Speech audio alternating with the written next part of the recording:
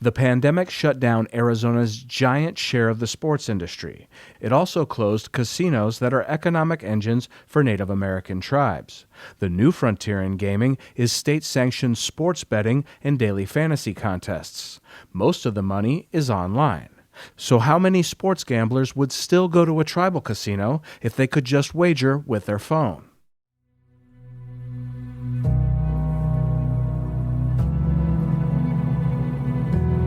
From KJZZ Original Productions, I'm Matthew Casey, and this is Empty Seats, a podcast about the pandemic versus a sports capital. This project told the history of how Metro Phoenix became a monument to sports with pro franchises from all the top leagues and more. You've met local people hurt by the virus's effect on the sports industry. We've visited businesses that normally benefit from being located near sports venues. And I've asked how long until fans can once again occupy all the seats at our many ballparks, stadiums, and arenas. The final episode of Empty Seats wonders if potential revenue from legal sports gambling in Arizona could help recoup what the virus has stolen. I was a kid when Pete Rose was caught betting on Major League Baseball. The penalty was severe, a lifetime ban. Rose is the all-time hits leader, but he's not in the Hall of Fame. Professional sports leagues long worried that gambling interests pose a threat to the integrity of their games. Lawyer Daniel Wallach started a firm focusing on sports gaming.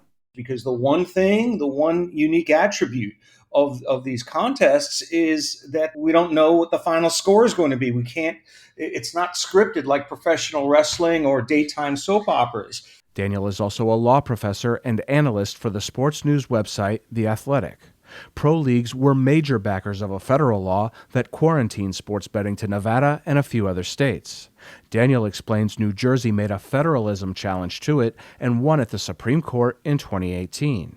That is sort of the point of demarcation at which the leagues had to quickly pivot from opposing sports betting to now lobbying state legislatures to ensure that if sports betting was going to be a form of gambling that those states allowed, that they would have something to say about how the state-approved sports betting system would work. Legal gambling hikes a sport's visibility and public engagement, Daniel says. It's another way for owners to get more sponsorships, advertising, and revenue sharing. So the leagues are going to make a lot of money from regulated sports betting, and I think they're beginning to see the evolution, or at least the positives outweigh the negatives, so long as it can be operated with sufficient safeguards. Axios says 19 states have legal sports betting and a half dozen more have passed bills. Arizona is not one of them.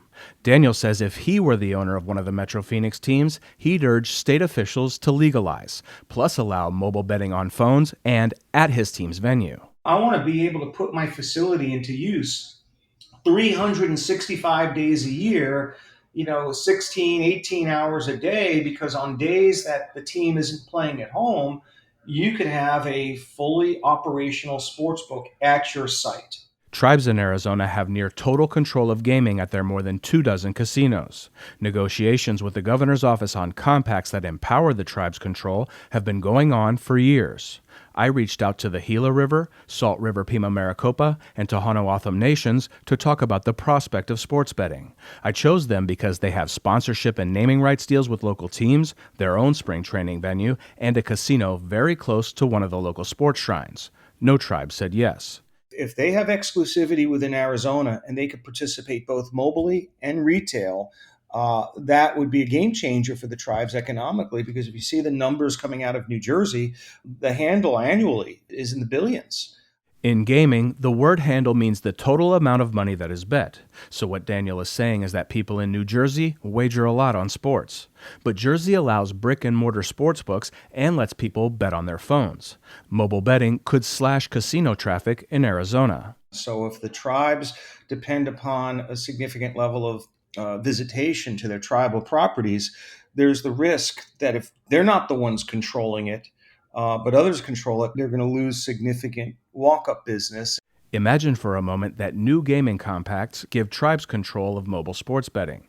Daniel says it would raise a potential legal hurdle in the Indian Gaming Regulatory Act. Because of the way that this federal law has been interpreted, there's some open question as to the extent to which tribes can participate in mobile wagering. And if they can't do it, they don't want anyone else doing it either. A potential compromise, Daniel says, would be to give the tribes exclusive control over sportsbooks. And give them the opportunity, at least for mobile devices, to partner with companies like MGM, William Hill, DraftKings, or FanDuel.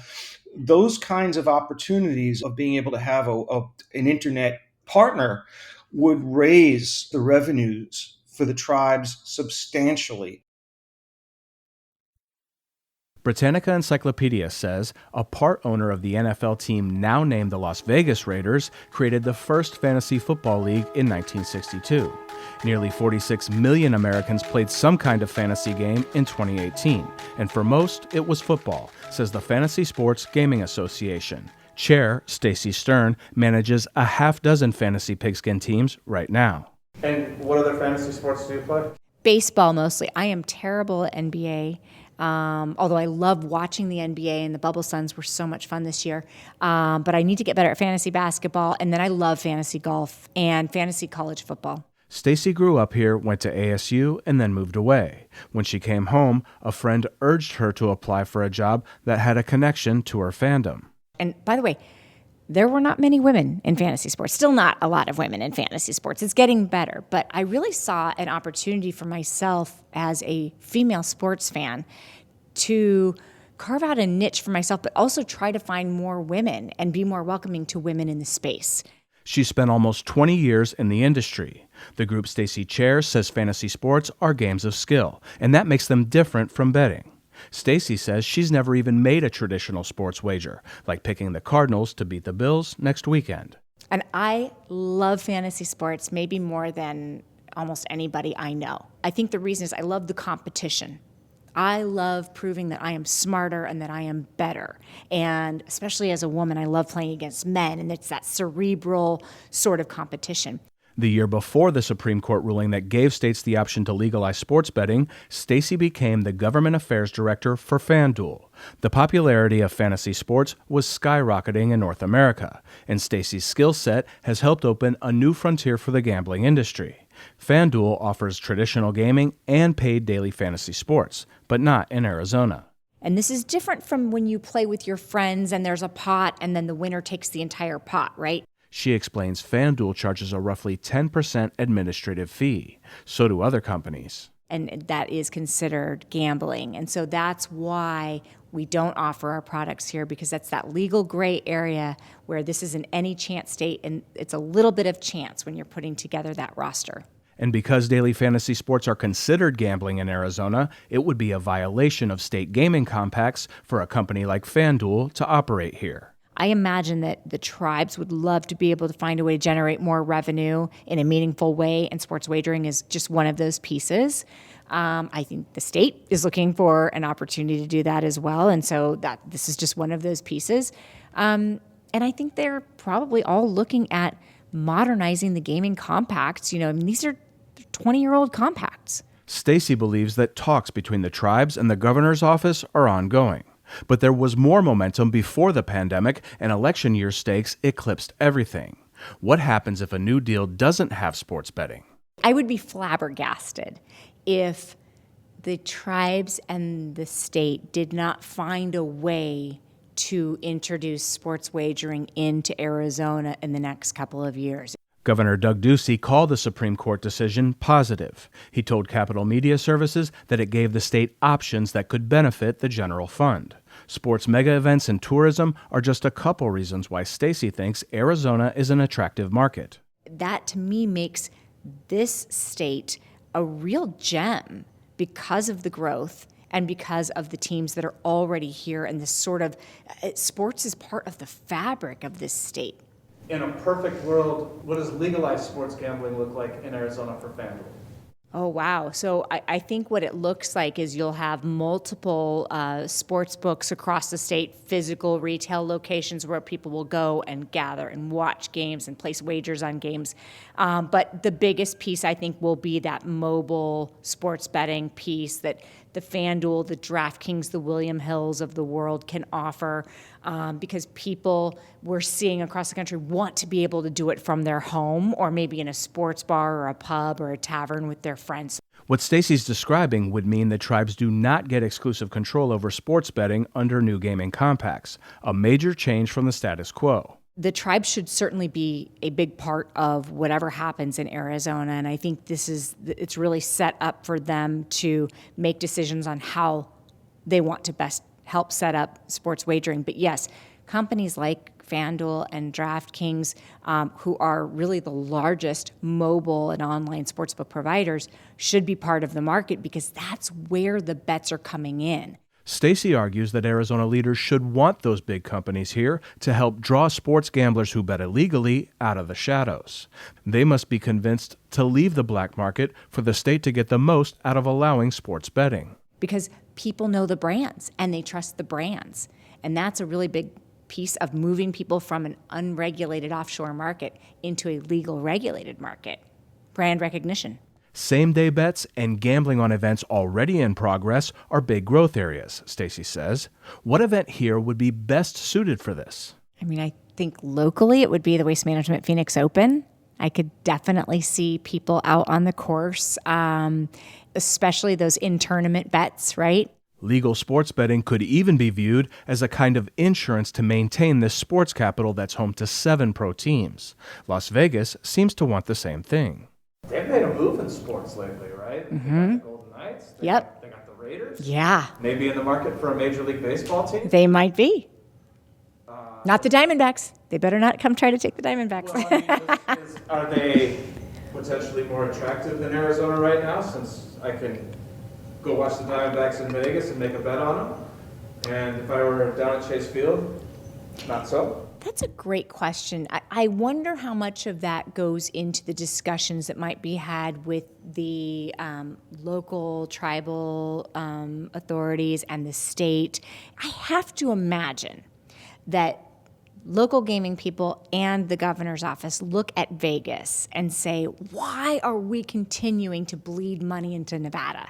Why do we continue to let our people, our citizens, our constituents leave the state, spend their money there? We have great restaurants, we have great golf, we have gambling, we have sports. So how much revenue could legal sports betting bring to Arizona to help make up for what's been lost by the virus continuing to severely restrict the sports industry? Stacy estimates that starting out, it could inject $20 to $40 million into state coffers annually. I think it's certainly going to help, but I want to be very cautious about, people getting too excited. This is not going to save education across the state. Brian Murray says pretty much the same thing. He's a partner at Summit Consulting Group, which does a mix of public affairs, politics, and lobbying. Brian explains that my question about the potential value of legal sports betting as a revenue source for Arizona is too narrow. Well, what I would tell you is that the real value here is to understand the broader gaming package itself. Brian represents the horse racing industry. He wants the tribes to share revenue with his client and agree to let people at tracks bet on a type of simulated race.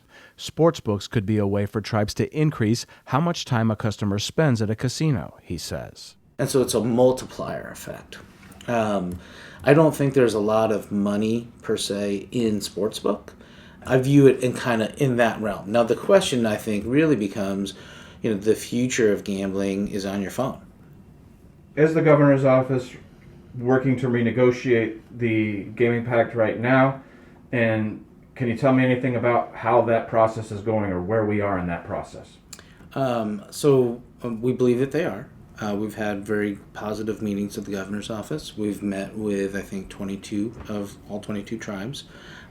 And both the governor's office and the tribes have dutifully informed us that they're under a non-disclosure agreement.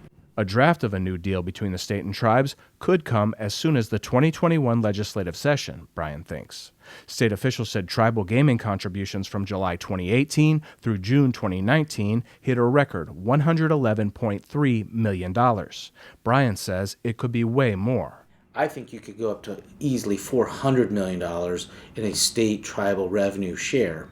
Allow them to have additional gaming opportunities, which could be sportsbook, which could be other things. Combo this with some creative tweaks to the state lottery, he says. And I think you could, our clients, a horse racing industry, you could allow us to at least try and survive. But if you do all three components, you could put together a revenue package, $600-700 million in new revenues that are not a tax increase that would go directly to the general fund. A lot of money easily accessed by a legislature that Brian says does not have a lot of, quote, gravy to fight over. And it would be a change from the current practice of putting different sized chunks of gaming contributions into buckets like local government, education, and tourism. Brian traces his knowledge of gaming back nearly 20 years to Capitol Hill and working for the late Arizona Senator John McCain. But also for Congressman Hayworth and for Congressman Renzi. But Congressman Hayworth was really the House component to a lot of what Senator McCain had done on IGRA. IGRA is the acronym for the Indian Gaming Regulatory Act, which the sports gaming lawyer Daniels said may block tribes from mobile sports betting. McCain co-authored this law that passed in the late 1980s. There were deals and legal fights over gambling in Arizona over the next decade plus. Then voters narrowly passed a gaming compact with 17 tribes in 2002. I think now gaming is more widely accepted. It's almost like what you see in marijuana legalization. Over time, there's becoming more of an acceptance. But I think the difference is, and this is something that I think the tribes have not done well, is explain why they should have a complete monopoly on gambling. And when you talk to rank and file members of the legislature, both Republicans and Democrats, or when you talk to people just in general, people don't understand why is it they should have a monopoly. And I think that's kind of the root issue that the tribes face in Arizona. What say you? Should they have a monopoly? Well, I mean, it's complicated, right? I think that from my personal standpoint, I view them as that they're sovereign nations, right? And I think their sovereignty allows them to do certain things. However, what they're talking about is introduced broad gambling. There should be a benefit to the people of Arizona, right? They shouldn't just be a special class of citizens that get millions, billions of dollars without giving something back. And I would suggest that right now they don't give much back. The Tohono O'odham Nation recently gave $1 million each to the University of Arizona and Arizona State University for COVID research. So I think there should be legalized gambling with a greater share for the state. Do I think it should be exclusive to just the tribes? I don't. This world now, with the introduction of smartphones and technology, that if you're an adult and you want to gamble on a baseball game or go to the horse track, which is currently legal, you should be able to do so. I'm not here to be the nanny state. I just think the state got a bad deal in Prop 202, and it needs to be fixed. Brian says allowing digital sports betting and keeping with the tradition of letting tribes control the vast majority of gambling in Arizona would stir controversy. Because that would be off-reservation gambling that isn't currently authorized in the compact, and I think you would run into very stiff opposition at the legislature if all of a sudden there was broad off-reservation gaming. In the 1990s, when there were court battles over tribal gaming and state deals got inked, Grant Woods was Arizona Attorney General.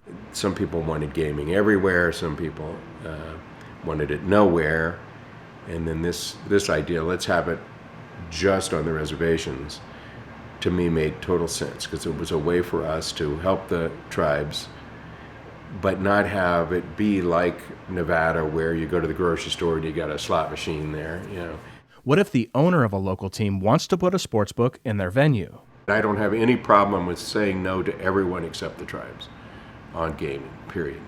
Now, that was my view 20 years ago. I haven't changed my mind on it. I think it's worked out pretty well. And I would say if I thought, this doesn't make sense anymore, I think it does make sense. Grant acknowledges that casino ads are everywhere, and the omnipresence of gambling was something he hoped wouldn't come. Like Brian, he compares broader social acceptance of gambling to the public's change in view on pot. Grant calls legal sports betting in Arizona inevitable. It makes sense to me that you would do it the same way you've done casino gaming, and have it just be the sports book places just be on the reservation. People can drive out there. Now, what you do about phones and stuff like that, I don't know.